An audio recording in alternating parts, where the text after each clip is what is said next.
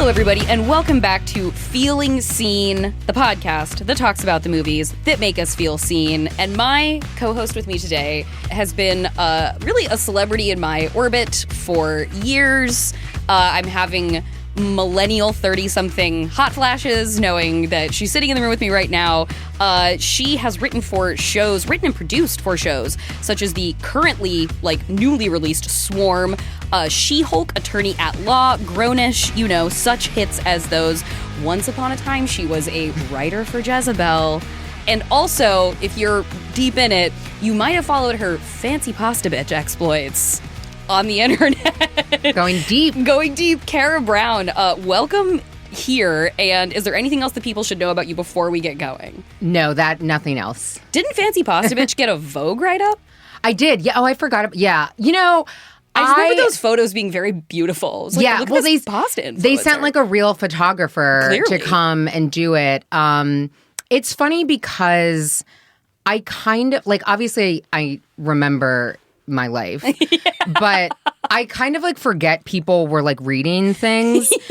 And you were Judge Kara Brown. Yeah, well, as we were talking about before we started, that Mariama Diallo was on the show, and she was like, "Oh my gosh, I used to read Shade Court when I saw her recently, Wow. and we had met for the first time." But she was like, "Oh no, I know you from that," and I was like, "Oh right, people were reading." I kind of forget.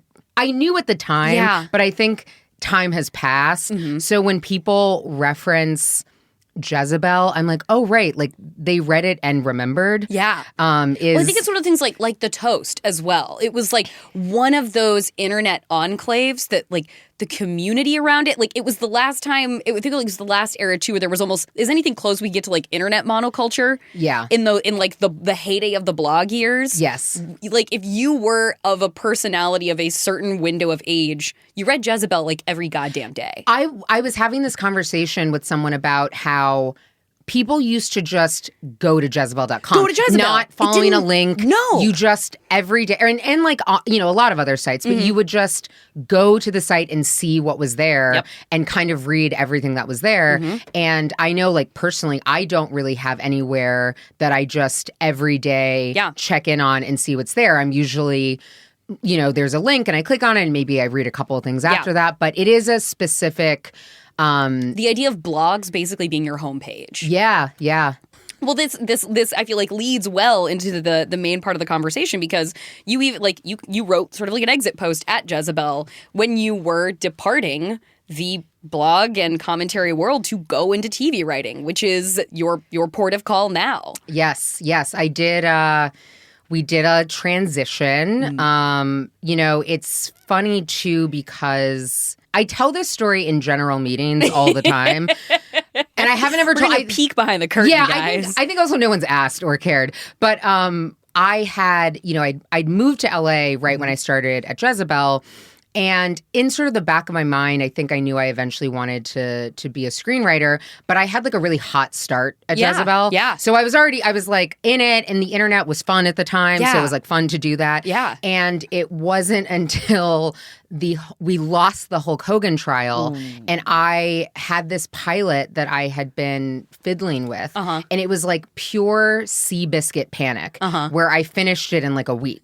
Because I was oh, I'm not gonna have a job. Yeah. I live in LA. There's not a lot of media jobs out here. I was oh, I'm screwed. Yeah. And and then we were bought by Univision. So the immediate threat of losing my job was gone. Yeah. But it was a wake-up call for me where I was oh, I don't want to do this anymore. Yeah. So I had that pilot, and then a friend of mine took me to CAA was having this comedy writers boot camp, and it was geared, he was a CAA client. It was geared towards women and people of color. It was panels and networking, and Issa Rae was one of the speakers, and she had tweeted at me before, so I was oh, she'll probably know who I am.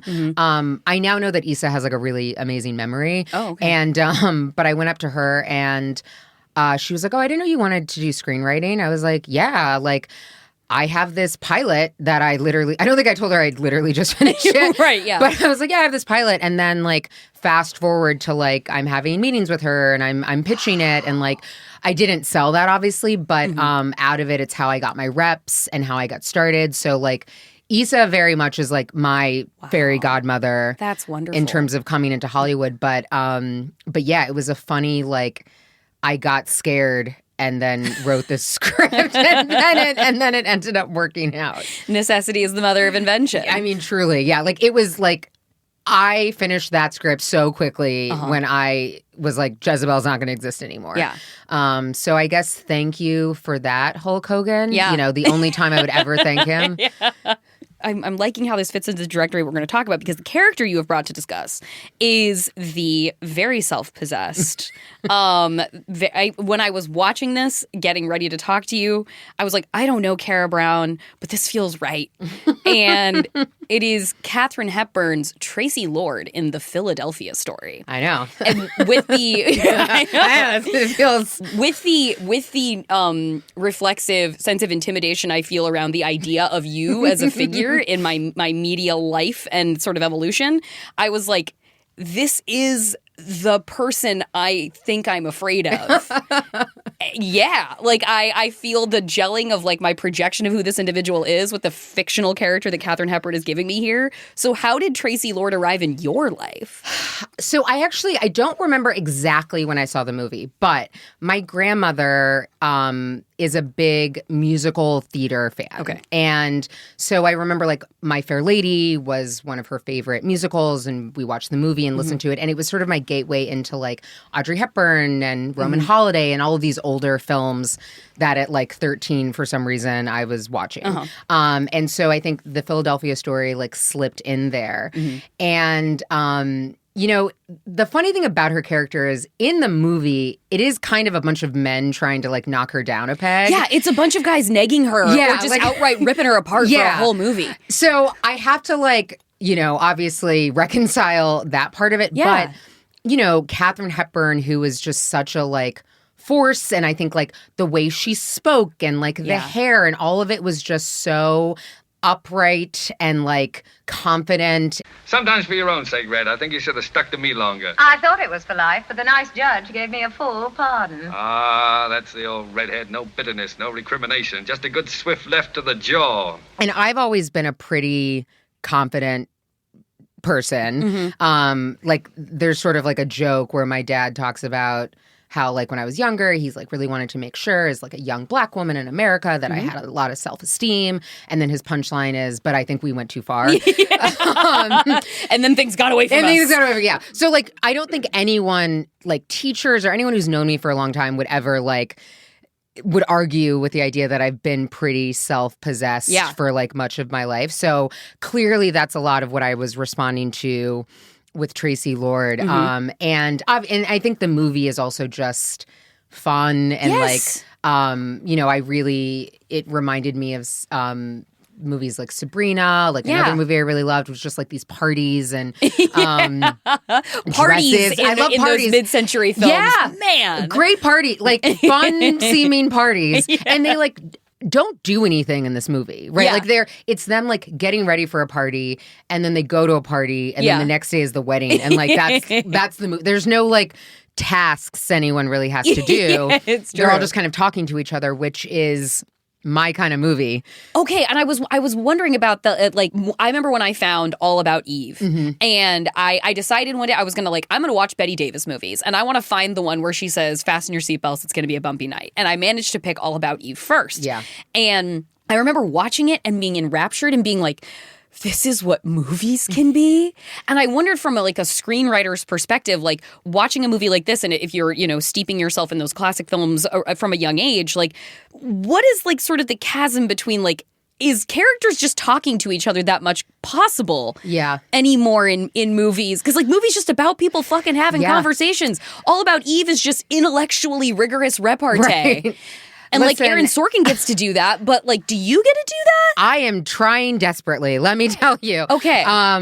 Yeah, I mean, clearly bad person, but Woody Allen. Yeah. Chatty. Yeah. Love a chatty movie. I've always responded to movies like that. And so I think absolutely with the Philadelphia Story where it's just them kind of talking about shit. Yeah. And I think too they did it because it was a play first. They would just shoot these scenes and that was it. And so I think the performance too. Like, I think something I do respond to is the level of performance that's required to do a movie where people are kind of just talking. Right. And there's not like some crazy turn in the plot is like, it requires really charming, compelling performances. Yeah. And so obviously for me, Katharine Hepburn, I was just like, oh my God, I just want to listen to this woman talk. Yeah. And then you have Cary Grant and you have Jimmy Stewart. And it was just like a bunch of very charismatic people talking. And I'm like, yeah, that's all I need. Like, that's really all I need. Snob. Say, what do you mean, snob? You're the worst kind there is, an intellectual snob. You made up your mind awfully young, it seems to me. Well, 30's about time to make up your mind. And I'm nothing of the sort, not Mr. Connor. The time to make up your mind about people is never. Yes, you are. And a complete one. You're quite a girl, aren't you? You think? Yeah, I know. Thank you, Professor. I don't think I'm exceptional. You are, then. I know any number like me. You ought to get around more. It's so overwhelming when you've seen it before, but then you get reminded of when someone's a movie star. Yes. And I was thinking that when I only recently finally watched Wakanda Forever, and I thought about how, like, in that UN scene when Queen Ramonda walks into the room, I was like, I have to believe that it was people were barely acting when Angela Bassett walked into that goddamn room. Yeah. I have to think everybody's back just straightened. Right. Because, like, there's plenty of greatness, like great people in that movie, but like you feel something different with her. And when Katharine Hepburn enters this movie, I'm just like, oh my God. Like, I just feel gravity bending around her. And obviously the voice and the mid-Atlantic accent and the angles and the cheekbones. But the cheekbone, I mean, like every time crazy. she turned, watching like the cavernous shadows cut down her face, it was like, oh my God, how are you real? Yeah. And I was just moved every time I got to see her again because I'm like, oh God, thank God Katharine Hepburn's back on the screen. Yeah. I mean, her character too, so sort of like the whole deal with her, what you're watching her deal with in the movie is that she is this very confident, self-possessed, says what she's thinking woman. And this movie was made in like 1940. Yeah. So already that's kind of like different, I think, for the ladies. And seeing everyone's response to her, it's a lot of like, oh, she's this goddess. Like she's this, that's kind of a running thing in the movie where they're like, oh, you were this sort of untouchable, kind of perfect person. Yeah. And I'm like, yeah, I get thinking that with Katharine Hepburn. Yeah. Like, not everyone. I think there's other actors where, you can be confident and like kind of sassy or whatever, and it would have, they could have done it. But something about Katharine Hepburn feels like, oh yeah, this is like, she's like a statue. Like this, I understand this in a way that it might not have landed in the same way with someone else. Like you said, with having a very strong sense of self and confidence from an early age, have you felt in your personal arc, have you felt those pushes against you to be like, well, Carrie, you're impenetrable, or like you have to be like, are those slings and arrows that you have weathered for feeling that sense of self-possession and confidence? Yeah, I mean, me saying things that I think has been a problem for me. Since I was young, and I often, like, I remember being young and I would say something, to an adult, and I'm like, I'm not wrong. So even when I would get in trouble for it, it didn't necessarily, I was like, yeah, everyone's mad at me, but like, you weren't taking a lesson from that. I was like, I still believe I'm correct. Which, like, to be fair, I was not always. But, I think another interesting thing in the movie is in the most generous reading. Yeah. Cary Grant's character, he seems to appreciate that about her. Yeah. And in the most generous reading, there's sort of personal issues within their relationship. He punches her in the face in the beginning of the movie. Yes, he does. And people love to make a joke about that the entire time. The little sister was like, I want to see her hit it. Yeah. Hit her again. And like everyone finds her kind of annoying, which I also kind of love because I'm like, yeah, like she is a little bit of a little annoying. But I think in the most generous reading, with the relationship with her father, I would not include that because that's crazy. But it is about someone who knows you, helping you sort of see some kind of, not shortcoming necessarily, but something about, like, not necessarily realizing how you're coming off to other people and how that might impact them. And I think I do remember responding to that, especially this idea of like having such high standards for yourself and then applying them to other people, which is a problem I know I have. Okay, yeah. And I was going to ask if that was a detail that resonated with you as well. That is probably the line. Like, I remember that exchange so vividly because it's nice to me because I'm like, oh, she's not wrong to have these standards for herself. Yeah. But it does make you a little less tolerant of things that maybe you should be more tolerant of. Mm-hmm. So in a world where you also just like boiled the story down to like these two people trying to like figure out their shit and get back together, there's something in that if you were making this movie in 2023 and 1940, I think you could get at in a way that like would speak a little bit more closely to me, but you know, at the time, I was like, yeah, it's like, you know, like, I get it. I get where we are. I know what's happened. Red, you could be the finest woman on this earth. I'm contemptuous of something inside of you you either can't help or make no attempt to. Your so-called strength, your prejudice against weakness, your blank intolerance. Is that all? That's the gist of it. Because you'll never be a first-class human being or a first-class woman until you've learned to have some regard for human frailty. It's a pity your own foot can't slip a little sometime. But your sense of inner divinity wouldn't allow that. This goddess must and shall remain intact. The way that little offhanded things in this movie that just get said elucidate more fully the character of Tracy, where like the little sister walks into the room at one point and she's like, my name's Diana, but my sister changed it to Dinah, so I'm Dinah now. Like she just like, Tracy just decided, no, you're Dinah. I am Dinah Lord. My real name is Diana, but my sister changed it. I'm Elizabeth Imbrie. This is Macaulay Connor. Oh, Chante de Beauvoir. Yeah. And so now she's Dinah to everyone. Yeah. And there's that exchange between the mom and the little sister where the mom is like very tenderly being like, you know, Tracy just has very high expectations that no one can meet. Like she doesn't mean harm. She just like expects the best. And that's such a like satisfying thing about watching this performance is because Tracy is sort of on a, you know, plane above everybody and she does expect the best. But the thing is, Tracy is the best. She is. Tracy is asking other people to meet her where she is. Yeah. And she's not suffering the fools who can't get there. It's not that she's demanding something in the absence of it with herself. Tracy fucking has it like that. So like that's kind of was the fascinating like time capsule exercise for me of watching it now was being like, I mean, but she is that good. Well, also if we're... So fuck off, guys. Right. And if we're, you know, following that, you learn in the movie that her marriage broke up in part because her ex-husband was an alcoholic. Hello. Fancy seeing you here. Orange juice? Certainly. Don't tell me you've forsaken your beloved whiskey and whiskies. No. I just changed their color, that's all. I'm going for the pale pastel shades now. They're more becoming to me. And she was not down for that. And knowing that obviously we're talking about addiction in the context of the 1940s, so, you know, not ideal. Yeah. But he stopped drinking. And that's part of why they get back together. Yeah. Like, she did not like his drinking.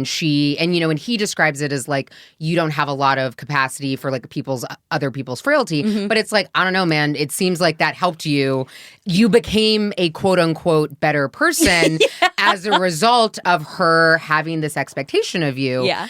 And maybe that's not how it's being articulated in the movie, but for me, that's certainly, I was like, oh, so she was right. Yeah. That's what, like, and like you said, like, accepting her dad from the conversation because there's that part where she's like, says something about like, you know, I'm sorry I've like disappointed you. And he's like, oh, I didn't say that. And I would never say that. It's like, no, you would just say every single thing in between to annihilate her sense of self. You never said you were disappointed. Yeah. So dad can go to hell. Like, we can remove him from the board. But it's so, like, I was wondering if, like, when, like, there's an element, too, of with her where, do you feel like, as somebody who brings that level of, like, self-assurance to the table, do you end up in that position? Because I feel like this happens with women. When they are kind of just a cut above the rest, they end up being a great projecting board for everybody's fantasy of them because they can live up to kind of any fantasy because they are that good and that big. But then if they don't adhere specifically to the details of those projections, well, then suddenly they're letting somebody down. Like when Kittredge, George, the guy she's going to marry, he's like, you didn't live up to my standards of womanhood last night when you were getting drunk with James Stewart. You see, it really wasn't Tracy at all, Mr. Kittredge. It was another girl, a Miss Pomeroy, 1926. You'd had too much to drink, Tracy. That seems to be the consensus of opinion. Will you promise me never to touch the stuff again? No, George. I don't believe I will. There are certain things about that other girl, that Miss Pomeroy 26, I rather like. But a man expects his wife To behave herself naturally. To behave herself naturally. And I wondered if, like, do you find yourself in the position of having to field those projections because you, like, are so confident in a space that it's like, well, and now you guys are just inventing things about me, making a mythos of, like, as I have done, made a fucking mythos of Tara Brown. And I've been intimidated by an idea of a person who I have not met in a space until this very day. Yeah, I definitely think the intimidation thing is very real. Yeah. Which, like, again, people have been saying that to me for most of my life. Apologies for playing directly into that but thing you've been dealing with this whole time. I have actually recently come to get it. Like, I think before I was like, what are you talking about? I'm chill, whatever. And, you know, I think realizing that I am much more, like, blunt about things. Sure. And realizing how infrequently most of the people I'm interacting with on a daily basis are just saying the thing. Yeah. You know, and realizing, like, oh, that's doesn't happen as often as it seems to in my mind. Yeah. And people don't necessarily respond to it in the way that I mean it, which is just like, let's not, like, waste time. Let me just say the thing. Yeah. It's taken as a bit more intense or hostile or whatever. Yeah. And like that you're putting a judgment behind it. You're not just, like, making a point. Yeah, or, like, I'm not couching it in something Yeah. because it's just like, I don't know, man. Like, it's fine. You'll be fine. But I think it's also because of the things you're talking about.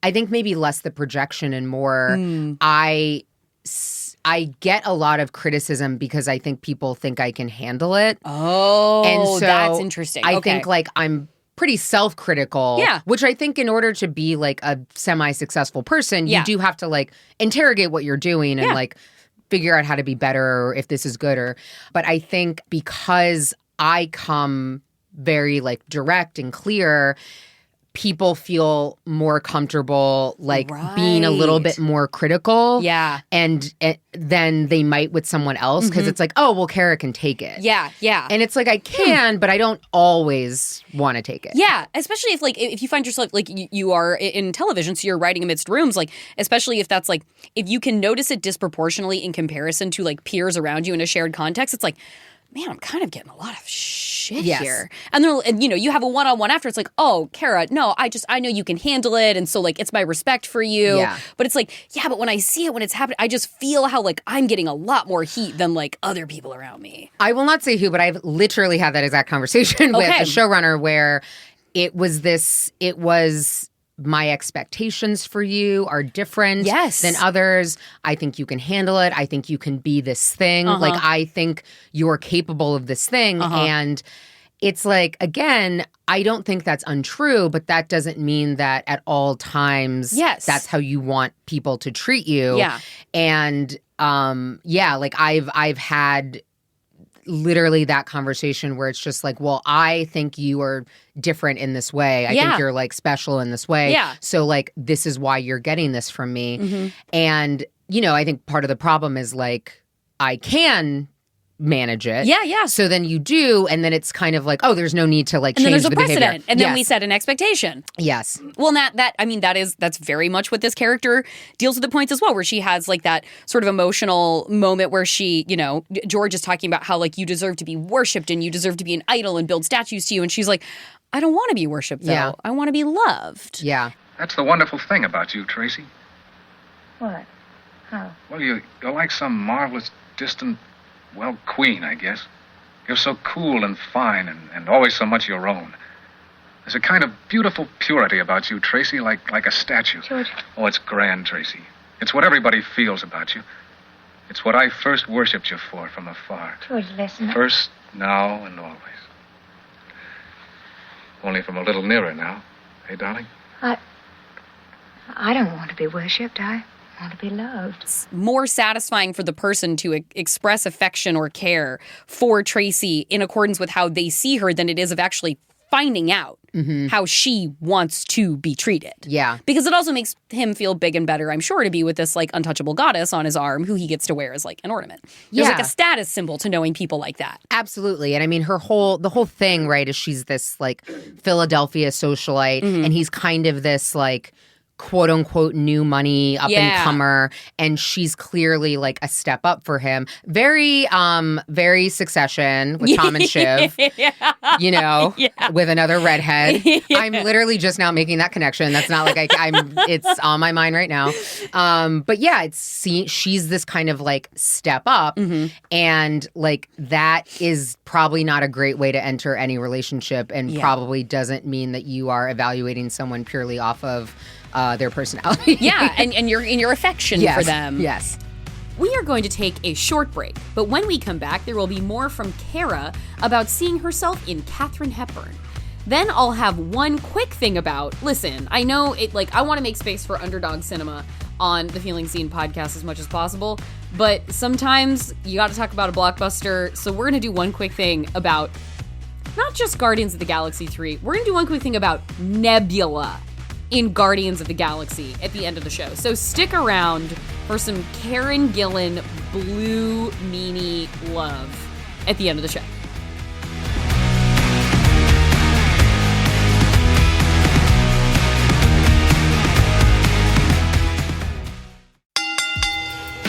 The following pro wrestling contest is scheduled for one fall. Making their way to the ring from the Tights and Fights podcast are the baddest trio of audio, the hair to beware, Danielle Radford. It really is great hair. The Brit with a permit to hit, Lindsay Kell.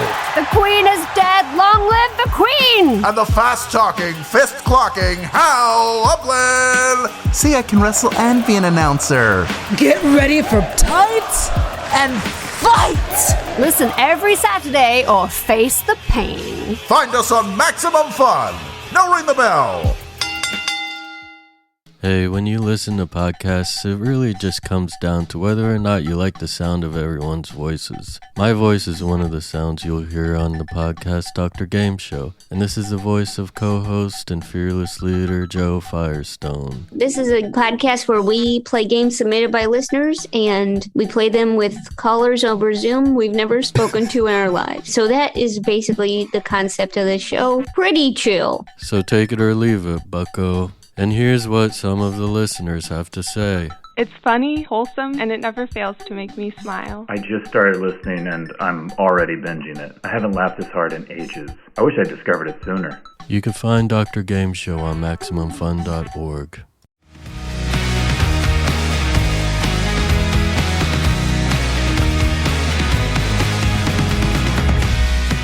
Welcome back to Feeling Seen. My guest is the formidable Kara Brown, who is a writer on the new series Swarm. Before becoming a screenwriter, Kara was a senior writer at Jezebel. Let's get back to our conversation. Coming up as writers, spending a significant chunks of our adulthood as like media writers, culture commentary, that kind of thing, journalism, newsrooms. I always felt like I'm an extremely confident person. Like, I remember the writer Nicole Cliff once saying on Twitter, like, I'm pretty sure I could fly if I got the timing right. And I tend to kind of be the same way.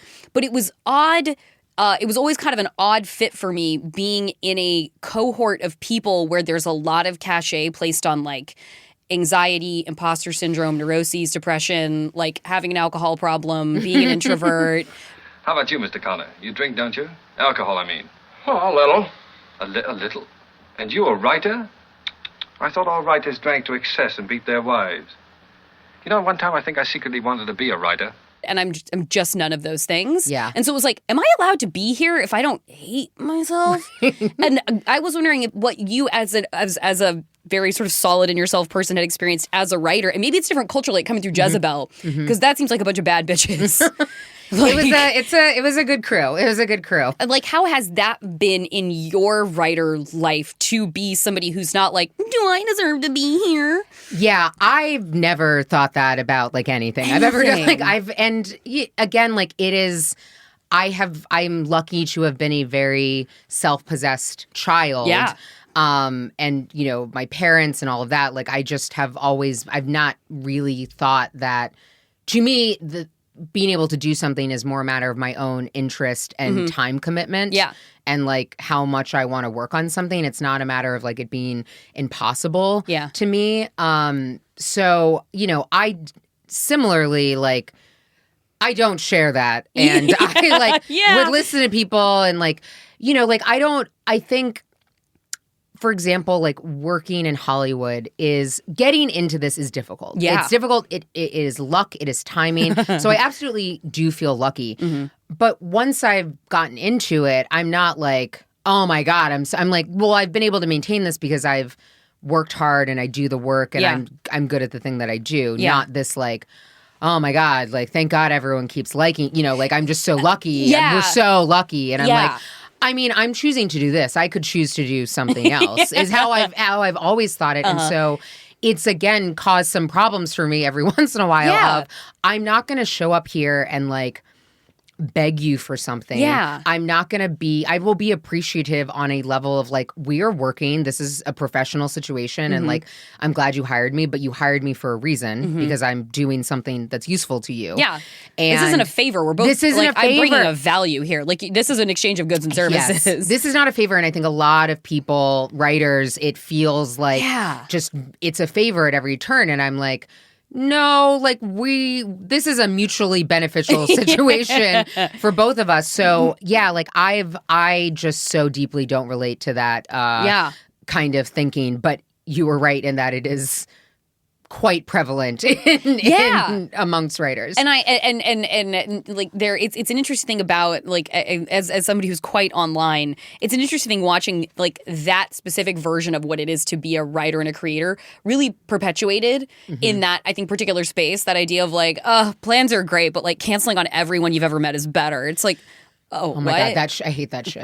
And it was, but you better believe when it was the lockdowns and people were like, I was like, I'm going to remember every goddamn one of you when you cancel on me, when this is going to end. I'm going to remember how much you said you miss people. Like I am taking names. I am writing them down. No. And so the not being encumbered by that also comes with like the fact that there's kind of a broad expectation that you are the like you are the, I'm so grateful to be here. Right. And it kind of, I feel like both in journalism and perhaps I haven't been in a writer's room in Hollywood, but it feels like kind of both of those enterprises to a degree seem to sort of cultivate that in people because then you can sort of keep people hostage to their gratitude. I was going to say, like, a lot of people don't respond well to sort of the self-assurance of like, yeah, I'm here for a reason. Yeah. And a lot of men, you know, like not being thankful for something, they don't like that. I have found there's sort of those stereotypes too of like people, certain writers in rooms where they, you know, they laugh at every joke that the showrunner says and they're just kind of like up their ass because they're like just trying to tap dance and keep their job. Yeah. And it's like, I can't do, if I wanted to, I couldn't do that. I'm incapable. Yeah, I can't do it. And I'm like, I don't think I have to do that because I think the work that I'm doing is good. And I feel like that's all you should really be asking of me. But it's not the certainly not the norm and not like the overwhelming kind of approach. Making the transition from like media journalism over into Hollywood is interesting because it's like, for me, it's a little bit of like, that's such an abusive industry and it's so exploitative that like when I like move over to like the world of film production, it was like, you think I'm not trained for this? Right. Like you think I left that one to get my ass kicked over here? Yeah. Oh, I absolutely did not. Right. Like journalism's broke Hollywood. You think you can wear me down? Yeah. And so I find a sort of like confrontational chip on my shoulder, like coming into it being like, no. I did not leave journalism to break for you. Yeah. And also like, nah, man. If whether or not I want to do this, if tomorrow, like, having done different things, it lets you know that like you could do them again. Yeah. So it's like if I was like, I don't want to do Hollywood shit anymore. Yeah. If I was like, I think maybe I want to write a book. I'm pretty sure I could do that because I've like done, you know, like I've done this other work before. So it's like knowing that you have other abilities, it makes me less like if I thought the only thing that I was good at was, or like the main thing I was good at was being a screenwriter and that anything else I would be less good at it. then I probably would feel a little bit more like, oh my gosh, thank you so much. Thank you so much. But I'm like, I mean, but like push comes to shove, or like you learn new shit, or I work harder and I can figure something out. I don't feel that like this is the only possible option or thing. And part of that is because I did something else before that. Yeah. So I know at a minimum I can do that. And even before that, I had like a regular person job before I was in Jezebel. I worked at a PR firm. So I was like, I could go do that if I need, I've done other things. And I think Hollywood especially, you just get so, to me, it's a red flag if someone's only ever worked in Hollywood. Yeah. You're like, that's never, you don't want that. Yeah. If you can help it. To me, that's not ideal. Like, you should have had, like, a real person job at some point. Because there is a degree where it's like, it isn't real work. It's not real person job. Even when jobs are hard, it's not a real person job. No, and it's hard work. It's hard work for many reasons. Absolutely. But this is not, like, a regular thing. No, it's not regular. And it's not relatable. It's not relatable. It's also, like, it's something that, like, a lot of people want to do and not a lot of people get to do it. You're in already this sort of, like, rare air thing. Like, it's weird and different. And the things that make people successful in this industry are not sort of the normal things that make people successful in the real world. And so I think it's good to have a little bit of like a grip on reality in that way. And if you're only evaluating yourself off the standard of being successful in Hollywood, it's like, I don't know if that's translating if you have to go do literally anything else. I love a totally unrelatable, awesome female character. Like, just like unrelatably powerful. Like, I was realized, like, because like the conceit of the Mary Sue gets a lot of blowback, and like, of course, in a media environment that lacks dimension, like, yes, we should like be frustrated about these things that are presented in terms of like the static nature of the Mary Sue. But I'm also like, yeah, but Mary Sues are real, and I know a lot of them, and they like just like are that good, and they are doing that much, and they are delivering. I wanted to hear your input as a writer on like unrelatable female characters who just like are that fucking much in any one, because like I kind of want them, but we were sort of told we weren't supposed to. But where do you want your female characters to be who are powerful? I don't give a shit if someone is relatability and entertaining are not the same thing. Sure. And like movies and TV are entertainment. Yeah, they're meant to be entertaining and interesting. I don't think relatability is always interesting. You know what I mean? Like, we can all relate to like tripping down the sidewalk. That's not that like, that's not like an interesting thing that happens to people. Do you feel like, is relatability something that is enforced in like writing? Like, she has to be likable, or like we should have an access point with her. And I'm like, I don't need one. Yeah, I mean, I do think that like, I think that maybe the access points aren't necessarily what we've like always imagined them to be. Like, I think there's other ways in that make someone relatable to me, or they're just really fun to watch. And like, maybe sometimes I want relatable. Maybe sometimes I just want like, it's like the way that Mariah Carey is not relatable. But like, that bitch is entertaining. You know what I'm like? Pure entertainment. Cannot relate to a thing, any single fact of her life. I cannot relate to. But I'm like, I don't care. Like, I want to witness this. Yeah. I think also if I was like in therapy, going a layer deeper, I think being a Black woman who likes movies and TV, like watching shit. You're not getting a lot of relatability necessarily. Right. So, like, I don't think that, one, I have to so deeply relate to someone in terms of, like, oh, their life is the same as mine. Because I think relatability can be a lot of things. It's like, I don't relate to Tracy Lord and, like, the facts of her life, but I think there's, like, an emotional undercurrent that I do feel like I understand. So I think, one, you kind of learn to look for these other things that make you understand someone that aren't necessarily just like their demographic and where they are and what they're doing, because I wasn't getting so many pictures of someone who was exactly my demographic and who looked like me and lived the life that I lead. Also, my life is not that interesting growing up. So it's like, you know what I mean? I was like, I don't need to watch a movie about a 16-year-old who lives in Redmond, Washington and goes to high school. Like, that's not really, it's not that interesting. But yeah, I think it made, when you're, maybe it's more enjoyable to watch something that you relate to. So you're just like looking for things that like you can connect on. And I don't think they have to be the most obvious things. And there's like a level that even with Mariah Carey, you're like, I get it. You know, you're like, if I were one of the most talented singers of all time.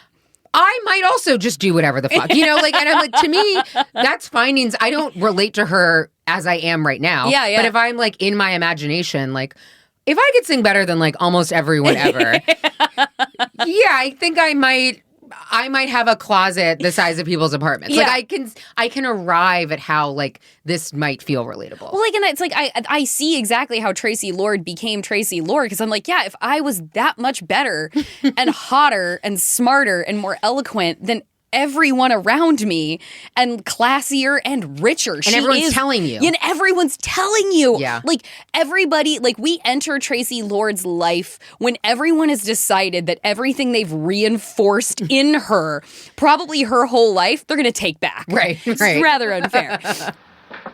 Now, take Tracy, for example. There's never a blow that hasn't been softened for her. Never a blow that won't be softened. As a matter of fact, it even changed her shape. She was a dumpy little thing at one time. Only as it happens, I'm not interested in myself for the moment. Not interested in yourself? You're fascinated, Red. You're far and away your favorite person in the world.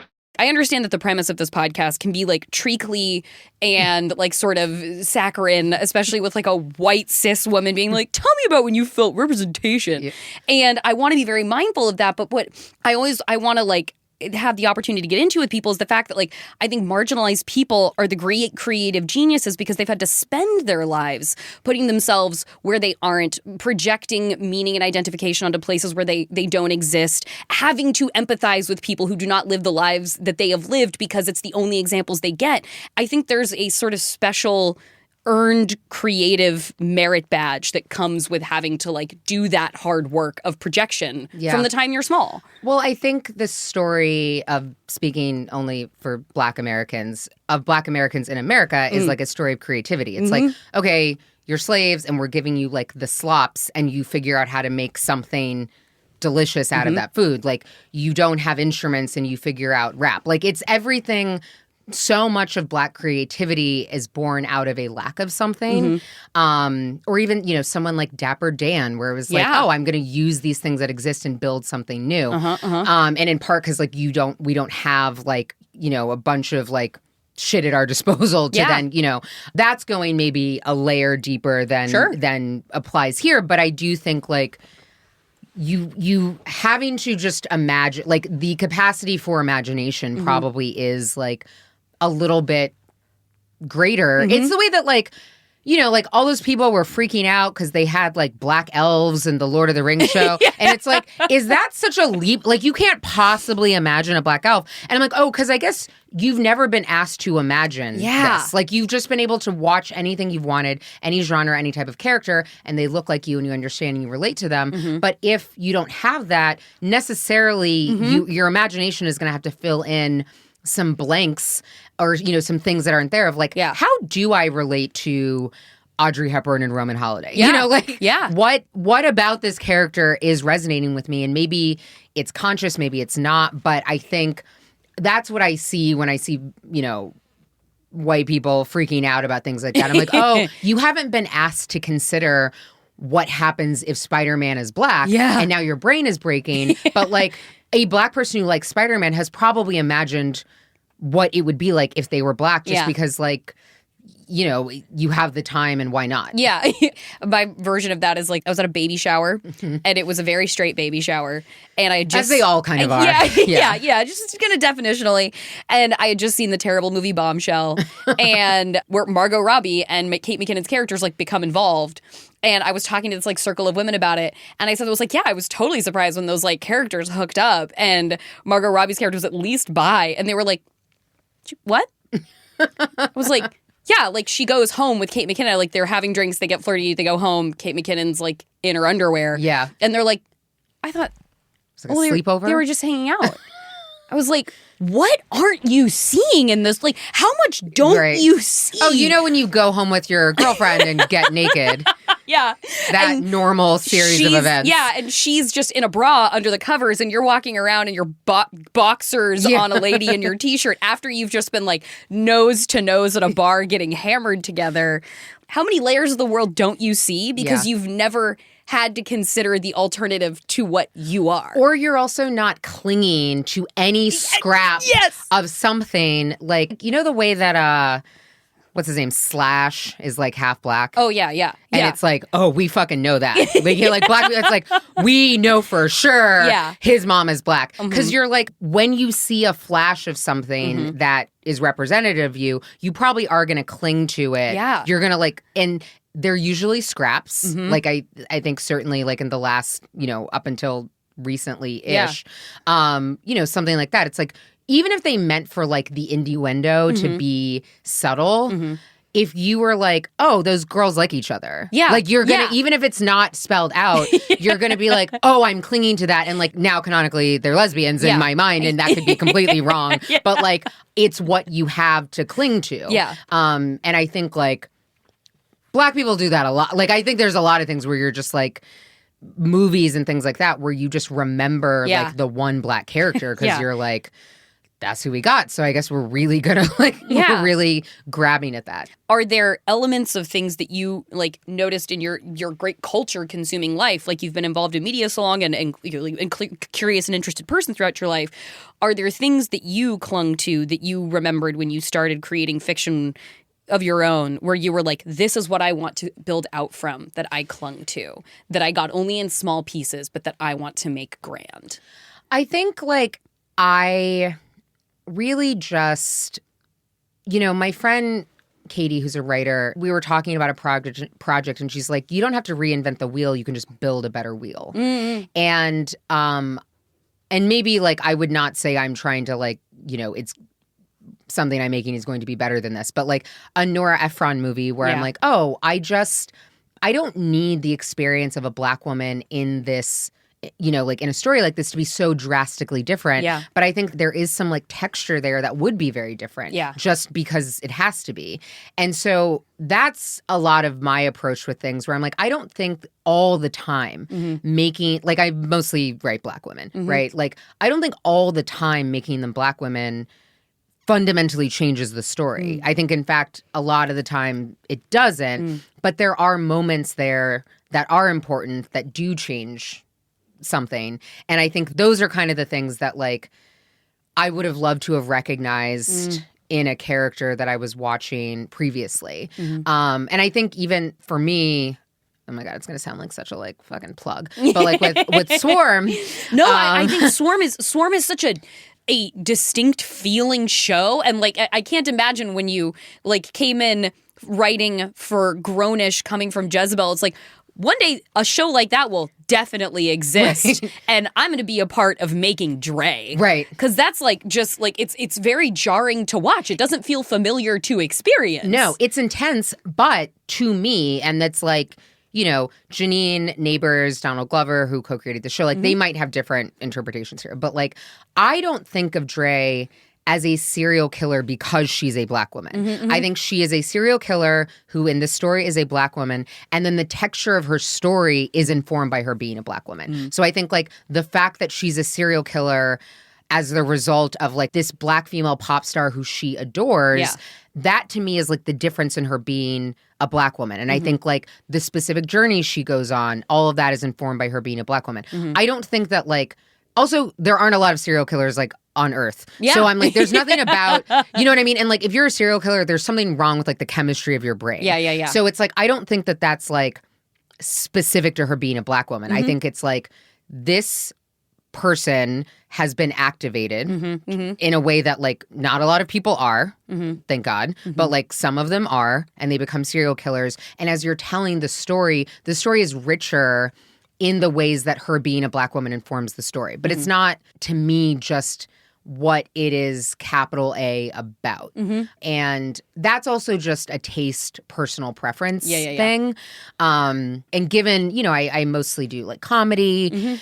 So I'm not really trying to like, take some like like I'm just trying to make like fun, entertaining shit that I want to watch. I think if I was like, oh, I'm really trying to like affect the course of history through like cinema, I might be saying something different about that approach. But at least so far with what I've written, that's how I approach it. Okay, I guess for my final thing that would be like, in the end of your Philadelphia story with you as Tracy Lord, Are you choosing Cary Grant, Jimmy Stewart, or are you doing the I choose me, like, fuck your wedding? I'm not doing any of this. Here's the problem. Because I'm kind of a bird, I do like a happy ending. Okay. You know, it's like why I like rom-coms. But I think it is dressing down Cary Grant. Probably in front of people, having like a fight, and it's like calling each other out, and it's like none of that shit. This is about to be different. Yeah. And him being like, okay, I got you. And then she's like, okay, now we can get married. Okay, that is perfect. That's a perfect conclusion. Kara, thank you so much for taking the time to come and talk to me about this. I really appreciate it. This was, talking is fun. Talking is fun.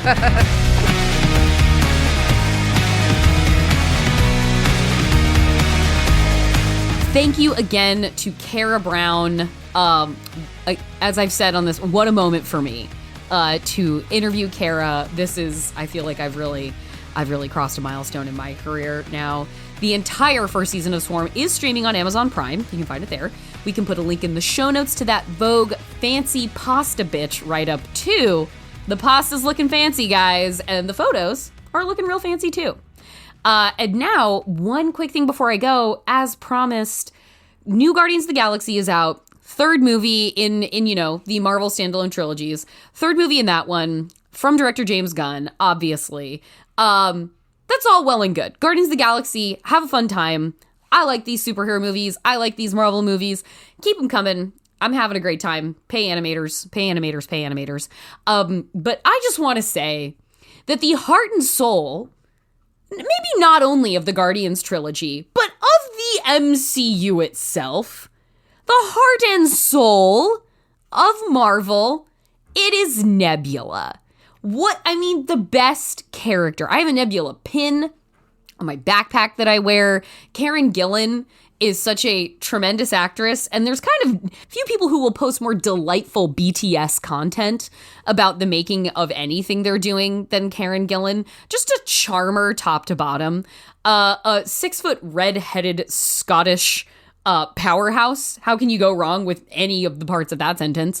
The Nebula Gamora storyline, the storyline of sisters within the MCU in something, properties that can feel sort of sprawling and, increasingly impersonal. Maybe it's like, it's just a big Marvel machine. I can't really connect to these things.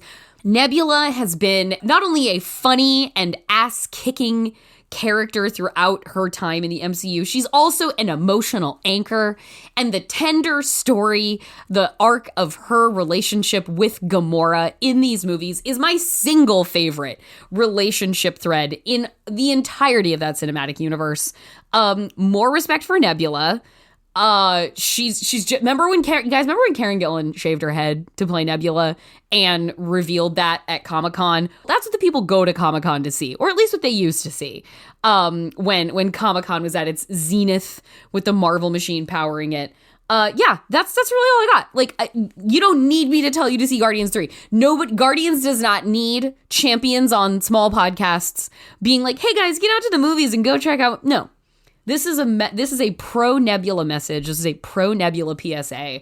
I have been beating this drum for years now. And now I've got this show. I've got another platform on which to say Nebula supremacy. And speaking of the charm of Karen Gillan, she did, in honor of the release of the movie, post a photo of herself. It's like a screen grab from a Zoom. She's like, in honor of the movie coming out, like, here's the time that I forgot I had couples therapy on a day I was shooting as Nebula for Guardians of the Galaxy 3. So there's a little Zoom screen grab of Karen Gillan doing a couples therapy session in full Nebula makeup, which, again, just the most charming BTS content. Still today laughing about her Gunpowder Milkshake updates that were cooler than Gunpowder Milkshake. But that's a conversation for another time. Go Nebula. We support you. We love you. The fandom is behind you. And that's it. That is our show for today. You can follow us on Twitter at FeelingSeenPod, or you can send us an email at feelingseen@MaximumFun.org. If you want to follow me, I'm Jor Crew on Twitter. Our theme music is by Andrew Epen. The show is produced by Marissa Flaxbart. Our senior producers are Kevin Ferguson and Laura Swisher, and this is a production of Maximum Fun.